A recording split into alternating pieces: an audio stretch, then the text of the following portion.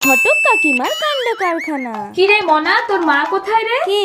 ও ঘটক কাকিমা। আমি তো মোট 250টা বিয়ে করিয়েছি। যাক গে, তোর মা কোথায়? মা ভেতরে। ঠিক আছে, আমি ভেতরে গিয়ে বসছি তাহলে। বলছিলাম দিদি, তোমাদের মনার জন্য কিন্তু একটা ভালো ছেলে আছে। ছেলে সরকারি চাকরি করে, মা বাবা তো একদম সরল সিধে, আর ছেলে নিজস্ব বাড়িও আছে। শুধু কি? শুধু ওই ছেলের মাথায় চুল নেই। দেখো দিদি, অত বাজ করে লাভ নেই। এখন ভালো ছেলে বিয়ে দিতে গেলে একটু কম্প্রোমাইজ কিন্তু তোমাকে করতেই হবে। কিরে ছুটকি, তুই তো দেখি বড় হয়ে গেছিস। দেখ, তোর দিদির বিয়েও আমি দিয়েছি, তোর মেজদির বিয়ে তো আজকেই আমি ঠিক করে যাব। আর তোর জন্য আমি এখন থেকেই ছেলে দেখে রাখবো। কিন্তু ছুটকির তো 16 16 বছর, বছর। তাই কি হয়েছে? এখন থেকে দেখে রাখো, 18 বছর হলে বিয়ে দিয়ে দেবে।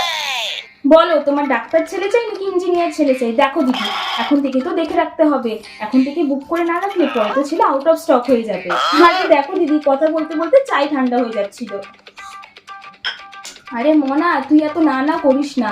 তোদের পাশের বাড়ি পূজা, ওর বিয়ে তো আমি দিয়েছিলাম, তখন তো না না করছিল, কিন্তু দেখ এখন কিন্তু ওরা ইউকেতে সেটেল হয়ে গেছে।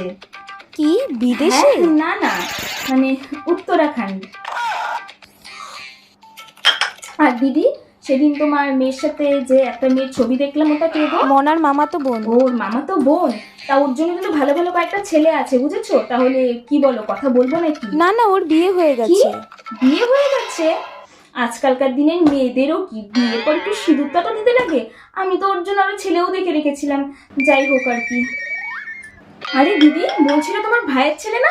আরে দাঁড়াও দাঁড়াও, ওর বিয়ে তো আমিই দেবো। আরে বাবু দাঁড়াও, বিয়ে তো আমিই দেবো।